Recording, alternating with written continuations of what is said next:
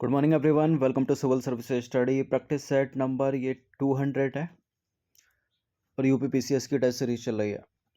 इन सभी टेस्ट का full test series प्राप्त कर सकते हो डिस्क्रिप्शन बॉक्स में नंबर उस पर कॉल या व्हाट्सअप करके। बाकी इसकी प्लेलिस्ट बना रखी है टेस्ट सीरीज की, वहाँ पर आप टेस्ट नंबर 1 से लेकर 200 तक पहुँच सकते हैं। डिस्क्रिप्शन बॉक्स में लिंक है उसका। तो चलिए स्टार्ट करते हैं। पहला प्रश्न करंट अफेयर्स का है। निम्नलिखित में से कौन विश्व आर्थिक मंच का संस्थापक है? इनमें से कौन वर्ल्ड इकोनॉमिक फोरम का संस्थापक है? Paul Krugman, Robert जूलिक, Klaus swab या जॉन केनेथ गॉलब्रेथ? क्लाउस स्वाब है। ऑप्शन नंबर डी है इसका आंसर।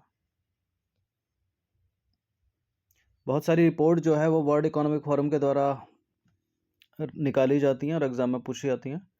देखिए, वर्ल्ड इकोनॉमिक फोरम या विश्व आर्थिक मंच एक स्विस गैर लाभकारी संस्थान है जिसकी स्थापना वर्ष 1971 में स्विट्जरलैंड के जेनेवा में हुई थी और स्विस सरकार के द्वारा इसे सार्वजनिक निजी सहयोग के लिए जो है एक अंतर्राष्ट्रीय संस्था के रूप में मान्यता प्राप्त है। मिशन क्या है इसका? वर्ल्ड इकोनॉमिक फोरम जो है वो वैश्विक, क्षेत्रीय और उद्योग जगत की परियोजनाओं को आकार देने हेतु व्यापार, राजनीतिक, शिक्षा क्षेत्र और समाज के अन्य प्रतिनिधियों को शामिल करके विश्व की स्थिति में सुधार के लिए प्रतिबद्ध है। और संस्थापक और कार्यकारी अध्यक्ष की बात करें, यानी फाउंडर और इसके सीईओ का जो नाम है वो है क्लाउस स्वाब। ये नंबर इस पर कॉल या व्हाट्सएप करके आप फुल टेस्ट सीरीज ज्वाइन कर सकते हैं यूपीपीसीएस की। क्वेश्चन नंबर 2 पर आ जाइए। हाल ही में चर्चा में रही प्रधानमंत्री गरीब कल्याण अन्न योजना कब शुरू की गई थी? प्रधानमंत्री गरीब कल्याण अन्न योजना जो है वर्ष 2020 की है। तो 21 को हटा दीजिए, 19 को हटा दीजिए, 20 में भी अप्रैल 2020 की है ये।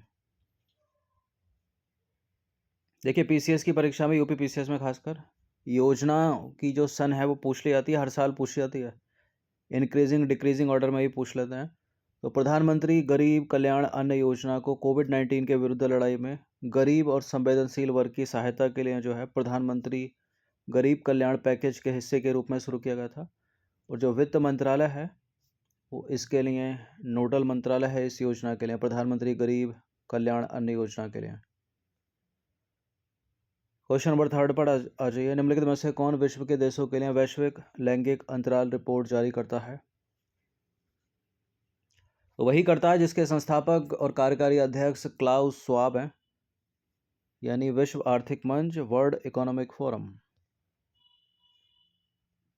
देखिए, जेंडर गैप रिपोर्ट स्विट्जरलैंड में स्थित विश्व आर्थिक मंच द्वारा प्रत्येक वर्ष जारी की जाती है और वर्ष 2006 में पहली बार जारी इस रिपोर्ट में जो है 4 आयामों को ध्यान में रखते हुए 156 देशों द्वारा लैंगिक समानता की दिशा में की गई प्रगति के मूल्यांकन आधार पर आंकड़े जारी किए जाते हैं। और 4 आयाम जो है इसमें निम्नलिखित हैं। कौन से? स्वास्थ्य एवं उत्तरजीविता, राजनीतिक सशक्तिकरण कैसा है उस देश का, शिक्षा का अवसर और आर्थिक भागीदारी और अवसर। देखिए, इस इंडेक्स में जो है 1 उच्चतम स्कोर होता है और जो समानता की स्थिति, तथा 0 निम्नतम स्कोर होता है जो असमानता की स्थिति को दर्शाता है। इसका उद्देश्य है स्वास्थ्य, शिक्षा, अर्थव्यवस्था और राजनीति के क्षेत्र में महिलाओं और पुरुषों के मध्य सापेक्ष अंतराल में हुई प्रगति का आकलन करने हेतु एक सीमा का निर्धारण करना और वार्षिक मानदंड के माध्यम से प्रत्येक देश के हितधारकों के द्वारा विशिष्ट आर्थिक, राजनीतिक और सांस्कृतिक संदर्भ में अपनी प्राथमिकताओं को निर्धारित किया जा सकता है। क्वेश्चन नंबर 4 पर आ जाइए। निम्नलिखित में से किस राज्य में 26वें राष्ट्रीय युवा महोत्सव का आयोजन किया गया? प्रश्न इंपॉर्टेंट है, पूछे जाने की संभावना है इसकी। 26वां राष्ट्रीय युवा महोत्सव कर्नाटक में, ठीक है, कर्नाटक के हुबली में। तो 26वां राष्ट्रीय युवा महोत्सव 12 से 16 जनवरी 2023 के मध्य कर्नाटक के हुबली में आयोजित किया गया। और राष्ट्रीय युवा महोत्सव का विषय क्या रहा? 26वें राष्ट्रीय युवा महोत्सव का विषय क्या रहा? विकसित युवा, विकसित भारत। इस महोत्सव का आयोजन युवाओं को जागरूक करने के साथ साथ उन्हें राष्ट्र निर्माण की दिशा में प्रेरित करने के लिए प्रत्येक वर्ष किया जाता है। क्वेश्चन नंबर 5 है, इंपॉर्टेंट है सवाल ये, इंपॉर्टेंट प्रश्न है। हिनले पासपोर्ट इंडेक्स 2023 के अनुसार किस देश का पासपोर्ट विश्व का सबसे शक्तिशाली पासपोर्ट है? और भारत की स्थिति क्या है? देखिए जापान जो है कई सालों से प्रथम स्थान पर है, शीर्ष स्थान पर है, तो जापान ही इसका सही उत्तर हो जाएगा, ऑप्शन नंबर सी। अगर जापान नहीं होता तो सिंगापुर। ठीक है। हेनले पासपोर्ट इंडेक्स 2023 के अनुसार जापान जो है वर्ष 2023 के लिए विश्व के सबसे शक्तिशाली पासपोर्ट की सूची में शीर्ष स्थान पर बना हुआ है और जापानी नागरिक विश्व भर में 193 देशों के वीजा मुक्त या फिर वीजा ऑन अराइवल एक्सेस गंतव्यों की यात्रा कर सकते हैं। दूसरे स्थान पर संयुक्त रूप से दो हैं, सिंगापुर और साउथ कोरिया। और भारतीय पासपोर्ट को देखें तो इस इंडेक्स में 85वें स्थान पर है तथा 59 गंतव्यों में जो है वीजा मुक्त प्रवेश देता है। क्वेश्चन नंबर 6 पर आ जाइए। हाल ही में भारत और किस देश के राजनयिकों के प्रशिक्षण में सहयोग बढ़ाने के लिए एक समझौता ज्ञापन पर हस्ताक्षर किए? पनामा।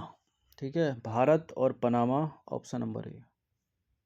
तो हाल ही में भारत और पनामा ने राजनयिकों के प्रशिक्षण में सहयोग बढ़ाने के लिए समझौता ज्ञापन पर हस्ताक्षर किए हैं और विदेश मंत्री डॉक्टर सुब्रमण्यम जयशंकर ने इंदौर में पनामा की विदेश मंत्री जनेना तेवने मैकोमा के साथ हुई द्विपक्षीय बैठक के दौरान समझौता ज्ञापन पर हस्ताक्षर किए और पनामा की विदेश मंत्री 17वें प्रवासी भारतीय दिवस सम्मेलन में भाग लेने के लिए भारत की यात्रा पर थीं।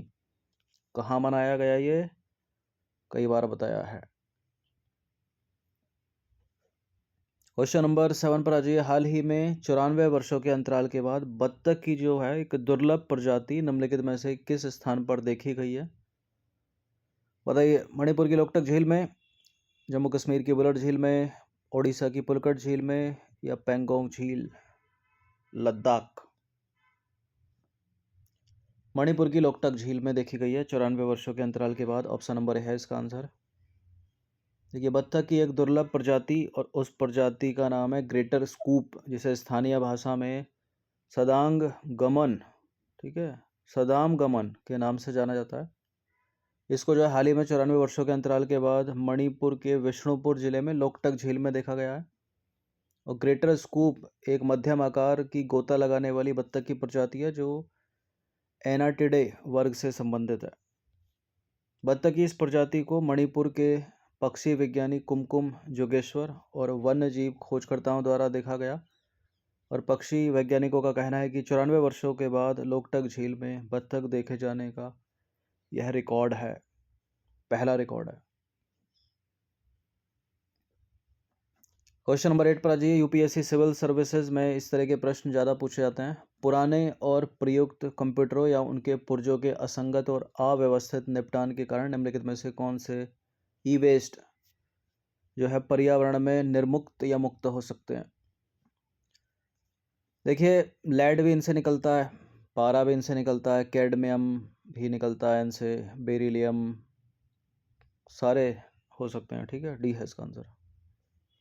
तो पुराने कंप्यूटर और प्रयुक्त कंप्यूटरों या फिर उनके पुर्जों में असंगत अव्यवस्थित निपटान के कारण बेरिलियम, कैडमियम, पारा, क्रोमियम, सीसा यानी लेड जैसे ई वेस्ट जो है निर्मुक्त हो सकते हैं पर्यावरण में। क्वेश्चन नंबर 9 पर आ जाइए। पारा यानी मरकुरी के संदर्भ में निम्नलिखित में से कौन सा स्टेटमेंट जो है गलत है? तो 3 करेक्ट होंगे, एक इनकरेक्ट होगा, उसी को देखना है कौन सा है वो। पारा यानी मरकरी प्राकृतिक रूप से पाया जाने वाला तत्व है जो वायु, जल और मृदा में पाया जाता है और प्राकृतिक प्रक्रियाओं जैसे कि चट्टानों के अवक्षय, ज्वालामुखी विस्फोट, भूतापीय गतिविधियों और वन में निकलने वाली आग आदि के माध्यम से वातावरण में उत्सर्जित होता है। मानव गतिविधियों के द्वारा पारा उत्सर्जित नहीं होता और यह एकमात्र ऐसी वस्तु है जो कमरे के तापमान पर द्रव अवस्था में रहती है। ये लाइन तो आपने पढ़ी होगी छोटी क्लासों में स्कूल से ही, ठीक है, जो कि करेक्ट है। पारा जो है कमरे के तापमान पर द्रव अवस्था में है। ये वाला गलत है, सी वाला। मानव गतिविधियां भी पारा उत्सर्जित करती हैं। बी करेक्ट है, डी करेक्ट है। आंसर अपना क्या हो जाएगा? ऑप्शन नंबर सी, क्योंकि गलत अपने को ढूंढना है। देखिए हाल ही में इटली में एल एक्विला विश्वविद्यालय के भौतिकविदों के द्वारा पहली बार पारे यानी मरकुरी की अतिचालकता के संबंध में सूक्ष्मता से जानकारी प्रदान की गई है। या इसको हम कह सकते हैं कि एक सूक्ष्म समझ जो है विकसित की गई है, इसलिए न्यूज़ में पारा। और किसी प्रतिरोध के बिना विद्युत धारा को प्रवाहित करने की किसी पदार्थ की क्षमता को बोलते हैं अतिचालकता। ठीक है, जो यहाँ पर है। और यह तब होता है जब किसी पदार्थ को क्रांतिक ताप यानी क्रिटिकल टेम्परेचर के नीचे जो है ठंडा किया जाता है। पारे की बात करें तो प्राकृतिक रूप से पाया जाने वाला तत्व है जो वायु, जल और मृदा में पाया जाता है। तो पहला स्टेटमेंट करेक्ट हो गया ऊपर। और प्राकृतिक प्रक्रियाओं जैसे कि चट्टानों के अपक्षय, ज्वालामुखी विस्फोट के कारण, भूतापीय गतिविधियों के कारण, वनाग्नि आदि के माध्यम से पारा वातावरण में उत्सर्जित होता है। तो दूसरा वाला स्टेटमेंट भी करेक्ट हो गया। तीसरा वाला गलत हो गया क्योंकि मानव गतिविधियों के माध्यम से भी पारा जो है उत्सर्जित होता है, वहाँ था नहीं होता है। और यह एकमात्र ऐसी धातु है जो कमरे के तापमान पर द्रव अवस्था में रहती है। तो डी करेक्ट हो गया।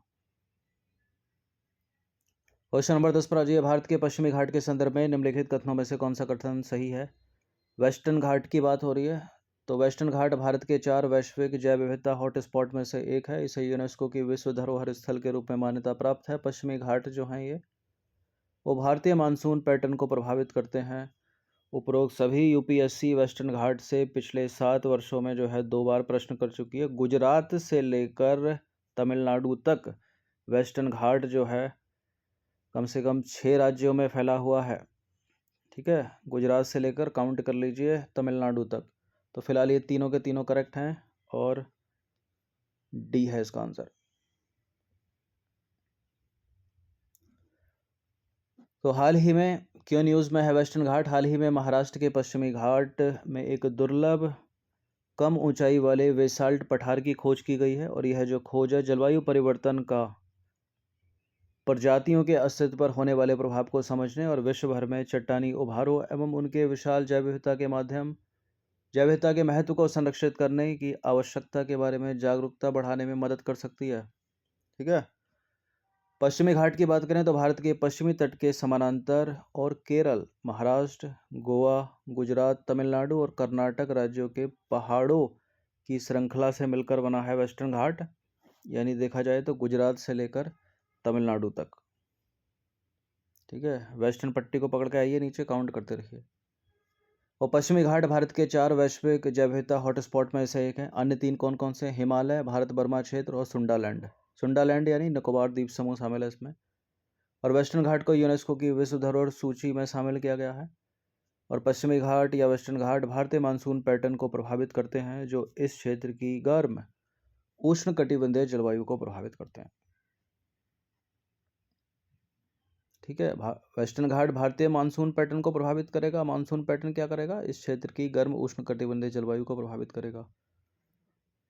तो 10 प्रश्न ऐड किए गए थे, इनकी प्रैक्टिस 1 से 2 बार कर लीजिएगा। ये नंबर इस पर कॉल या व्हाट्सअप करके इन सभी टेस्ट का PDF भी प्राप्त कर सकते हो, जो मिलेगा आपको पेड टेलीग्राम ग्रुप में ही। हर दिन प्रैक्टिस करते रहिएगा। ठीक है, UPSC civil services IAS prelims के लिए GS का क्विक रिवीजन चल रहा है, तो जो भी टेस्ट आता है उसको ज़रूर देखा कीजिए।